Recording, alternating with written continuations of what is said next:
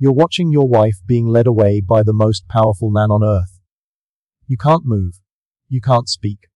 Around you, 50 other senators sit frozen, their wine cups trembling in their hands. Some are praying she'll return. You're praying she won't say anything that gets you both killed. 20 minutes pass like 20 years. When he finally brings her back, he doesn't just return her to your side. He sits down. He pours himself wine. And then in front of everyone, he begins to describe in graphic clinical detail exactly what just happened in that room. Your colleagues are staring at their plates. Your wife is staring at nothing. And you have to smile. You have to nod. You have to thank him because the alternative is watching your children die. This wasn't madness. This was a machine, a system designed with surgical precision to destroy the human soul. And the man who built it learned everything he knew by watching his entire family get murdered by the previous emperor. His name was Caligula. And what he did to Rome is so disturbing, so systematically evil that 2,000 years later, we're still trying to understand how one human being could architect this level of psychological warfare. If you believe that the documented records of history's most terrifying figures must be remembered, consider liking this video and subscribing. Your support unears more accounts from the darkest corners of the human story. Now, back to the man who turned cruelty into an art form. Stay with me, because what you're about to hear gets worse, much worse. And the most terrifying part isn't what he did. It's that the system he built outlived him. Before I show you the 5 acts of Caligula's terror machine, you need to understand something crucial. He wasn't born evil. He was manufactured. And the process started when he was 7 years old. Picture this. The year is 14A. A little boy, maybe 6 or 7, is running through a Roman military camp. He's wearing a miniature legionnaire uniform, complete with tiny armor and little red boots. The soldiers, battle-hardened men who've conquered half the known world, are laughing, picking him up, tossing him in the air. They call him Caligula Little Boots. He's the son of Germanicus, Rome's greatest general since Julius Caesar himself. The soldiers worship his father, and they adore this kid. He's their mascot, their good luck charm. Everywhere else goes, little Caligula follows. And the men genuinely believe this child brings them victory. This boy is growing up thinking he's invincible, loved, protected by the most powerful army on earth. He has no idea what's coming. 1 year later, his father dies. The official story, sudden illness. The whispered story, poison.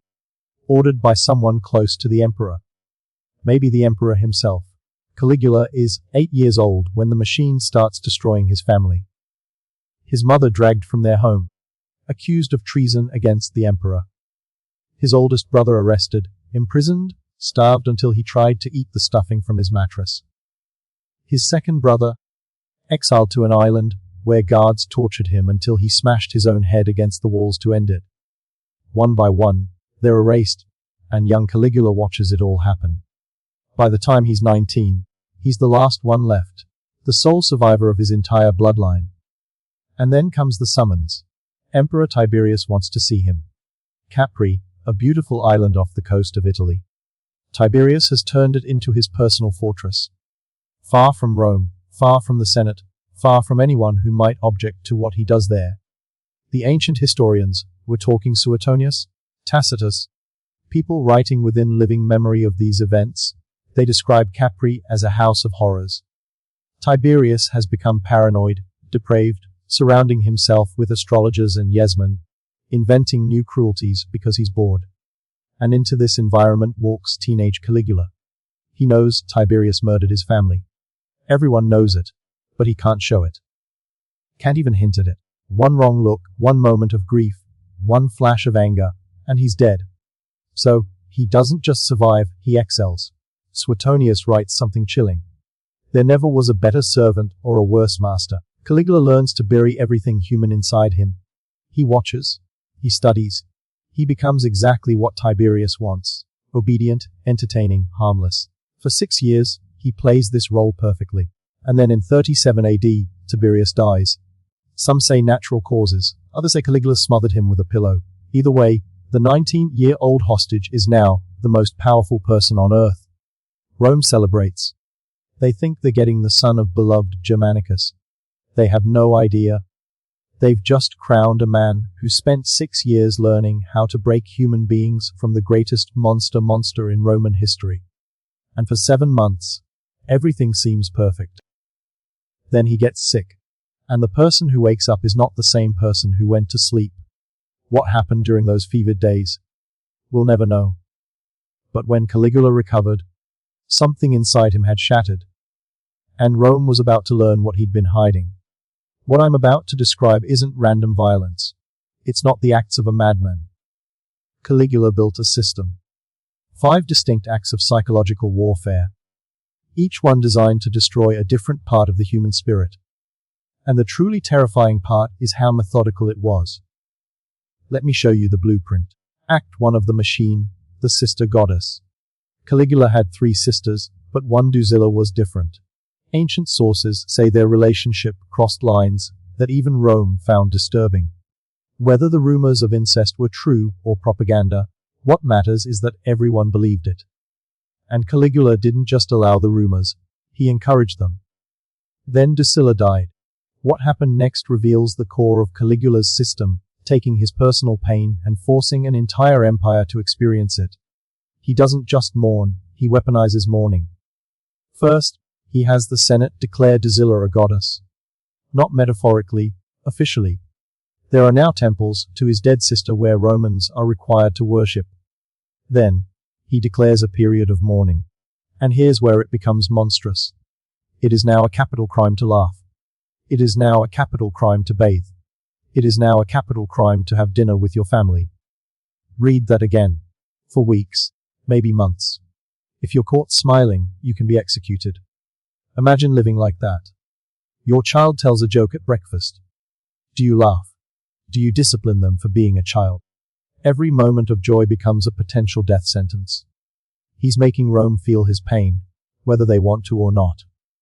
He's learning he can legislate emotion, criminalize happiness, make his inner world everyone's reality. And once he realizes he can control how people feel, he starts experimenting with what else he can take from them. Act 2 of the machine, the imperial brothel. This next part is so disturbing that historians still debate whether it actually happened or was later propaganda. But here's what the ancient sources claim. Caligula establishes a brothel inside the imperial palace, not for himself, for the public, as a business. And it's not staffed by common prostitutes. It's staffed by the sons and daughters of Rome's noble families, the aristocracy, the senators, the people who rule provinces and command legions. He has heralds go into the streets to announce the prices, different rates for married women versus unmarried, special rates for virgins from senatorial families.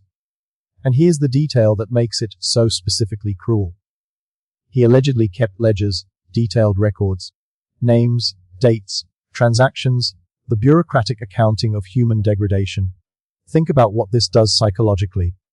If you're a Roman nobleman, your entire identity is built on family honor. Your lineage goes back centuries. Your name means something. And now your daughter is being advertised in the streets like livestock. And there's a ledger with her name in it. And you can do absolutely nothing about it because the alternative is execution. He's not just taking their bodies. He's taking the one thing Roman aristocracy valued more than life itself. Their reputation, their legacy, their name. But he's still not done because he realizes something. Public humiliation is powerful. But there's something even more devastating. Private humiliation with public witnesses. Act 3 of the machine, the banquet of predation. Picture this scene again because now you understand the context. You're at an imperial banquet. You're sitting with your wife. Around you are 50, maybe 100 other senators with their wives. Everyone's drinking wine that tastes like fear. Caligula stands. Everyone goes silent. He walks slowly between the tables, looking at the women. His eyes are clinical, evaluative. He's choosing. He stops at your table. He looks at your wife. He inspects her the way you'd inspect a horse you're thinking of buying. Checking her teeth, her hair, the shape of her body. He doesn't ask permission, doesn't even acknowledge you exist. He just takes her hand and leads her away. You sit there. The man next to you is staring into his wine. Everyone is pretending this isn't happening, because everyone knows if you stand up, if you object, if you show any emotion at all, you won't leave this room alive. And neither will she, and neither will your children. So you sit, you drink, you wait. 20 minutes, 30. The conversation around you is forced, brittle. Someone makes a joke and it dies in the air. Finally, he brings her back. She sits down. She won't look at you. And then he sits down too. He doesn't leave, he stays. And in front of everyone, your friends, your colleagues, your rivals, he begins to describe what just happened in detail. Clinical graphic detail. He's rating her performance, comparing her to other senators' wives, making jokes. And you have to smile. You have to laugh at his jokes. You have to nod like this is all perfectly normal, perfectly fine. He's not just violating your wife. He's destroying you. Everything that makes you a man in Roman society. Your ability to protect your family, your authority, your dignity. He's taking it in front of everyone who matters. And tomorrow, you have to come back. You have to smile at these same people. You have to pretend it never happened, while everyone knows exactly what happened. This is the genius of the machine. He's not just destroying individuals. He's destroying the social fabric itself, making everyone complicit, making everyone a witness to everyone else's degradation. But we're only at Act 3. And what comes next is so much worse that modern psychologists have studied it as a case study in systematic psychological torture. Because Caligula realizes there's one bond even stronger than marriage, the bond between parent and child. This is Act 4 of The Machine, the grieving father. This next part is almost unwatchable. If you need to take a break, I understand. Caligula begins executing people not for treason, not for crimes, just because he's bored, or annoyed, or because he wants to see what happens. And he develops a new protocol. If he's executing someone's son, the father has to watch. Not from a distance, up close, front row. But here's what elevates it from simple cruelty to systematic torture. The historian Suetonius records a specific incident that reveals the true horror. Her father watches his son executed. Caligula then immediately has this man brought to the imperial palace for dinner. That night, the body is still warm. The father is sitting at Caligula's table and Caligula watches him, just watches, studying his face like he's conducting an experiment. He's checking to see if the father will cry, if he'll show grief, any sign of pain, because if he does, if he shows any emotion at all, Caligula will know he hasn't broken him completely. That there's still something human left to destroy. So, the father sits there eating food he can't taste, making conversation he can't hear, while his son's body cools in some alley. And the man, who ordered it killed, is analyzing his facial expressions for entertainment. He's not just taking your child, he's taking your right to grieve. He's turning the deepest human bond, parent and child, into a source of terror instead of comfort. Because now if you love someone, that love becomes a weapon against you. The more you care, the more vulnerable you are, the more he can hurt you. He's making love itself dangerous. And here's what nobody expected. The machine had a fatal flaw. Because while Caligula was busy destroying senators and noblemen, people who were trained to accept humiliation, who understood politics, who could rationalize their suffering as the price of survival, he made one crucial mistake. He aimed his casual everyday cruelty at the wrong type of person, a soldier. Final act of the machine, the wrong man. His name was Cassius Carrier, senior officer in the Praetorian Guard, the emperor's personal bodyguards. These are the elite, the men who stand inches from Caligula every single day. Armed, trained, lethal. Carrier had one physical characteristic that Caligula found endlessly amusing, a high-pitched voice. And Caligula, true to form, couldn't let it go. Every day, new jokes, new mockery. And here's the specific detail that shows how casual his cruelty had become. When it was Kiri's turn to ask for the daily password, a military protocol, something done in front of all the other guards, Caligula would assign him passwords like Venus or Pepys, deliberately effeminate or sexual words that would make the other soldiers smirk day after day, week after week. For Caligula, it was throwaway humor barely worth remembering. For Cheria, every joke was a drop of poison. See, Caligula had made a calculation error. Senators could be humiliated because they wanted to live. They had children, estates, legacies worth protecting. They could rationalize survival. But Cheria was a soldier, a man trained for violence. A man who stood next to the emperor every single day, with a sword on his hip. And Caligula had just taught him that life, under this emperor, wasn't worth living. Because Caligula had become so confident in his system, so certain that fear would always win, that he forgot the most basic rule of predators. Never corner something that can kill you. What happened next took less than 60 seconds. But it would change the course of Roman history. And the aftermath reveals something even more disturbing than anything Caligula did while he was alive. January 24, 41 AD. Caligula is attending the theater. He's in a good mood. He's been organizing games, performances. In a few hours, there's going to be a play. Around midday, he decides to leave through a narrow underground corridor, a passageway that connects the theater to the palace. It's dimly lit, claustrophobic, with rough stone walls on both sides. The conspirators are waiting. Chia steps forward as Caligula approaches. This is normal. Guards always check in with the emperor. He asks for the day's password and Caligula, completely unaware, totally secure in his invincibility, gives one final sneering, mocking response, is the last thing he ever says. Cheria screams, "Take this," and drives his sword up under Caligula's ribs. Caligula stumbles, tries to run, but there's nowhere to go. The corridor is too narrow. There are conspirators at both ends. They swarm him. 30 stab wounds according to the sources. 30 times the blade goes in. They don't stop until there's nothing left that could possibly be alive. 4 years of accumulated rage, humiliation, and terror. Released in 60 seconds of frenzied violence. The monster is dead. And that's when it gets worse. The conspirators don't stop with Caligula. They find his wife, Caesonia. She knows what's happened. She can hear the screaming. She's begging, pleading, trying to reason with armed men who've just killed an emperor. They stab her to death. Then they find the nursery. Caligula's daughter, Julia Drusilla, is 2 years old, maybe 3. The sources disagree. A soldier picks her up, and while she's crying for her mother, he swings her head first into a marble wall. They have to make sure there's no heir. No one who could grow up and seek vengeance. So they kill a toddler. This is what happens when the machine breaks.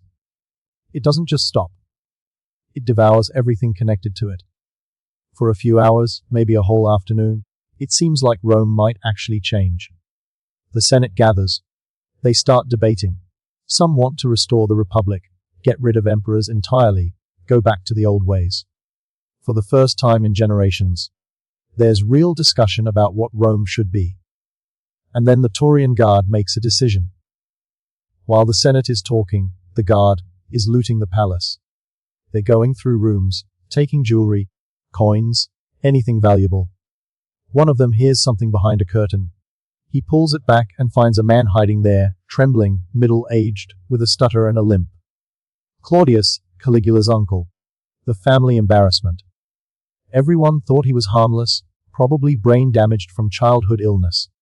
The guard looks at him and he doesn't see a harmless fool. He sees a new emperor.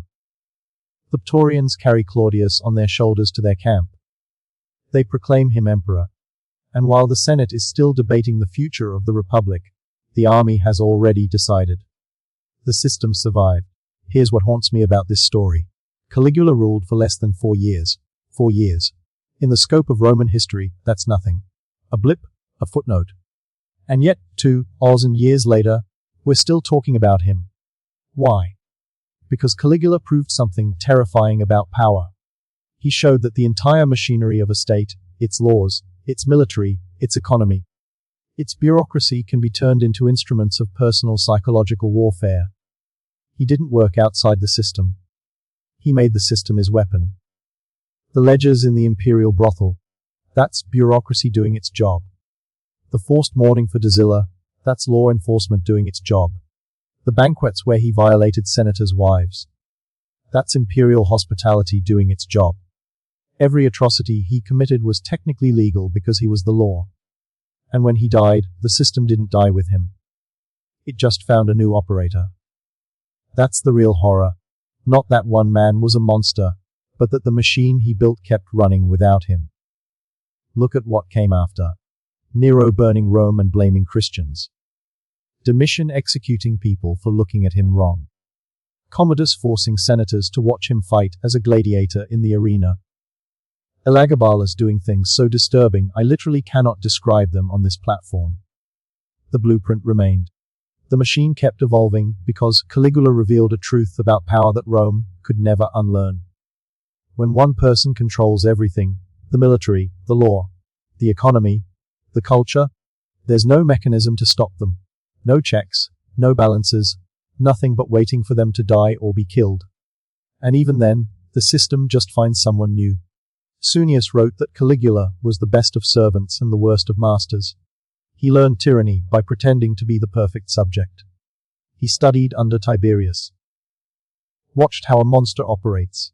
Learned every technique, every psychological tool. And then he perfected it. That's the warning, the real lesson. The greatest threats don't announce themselves.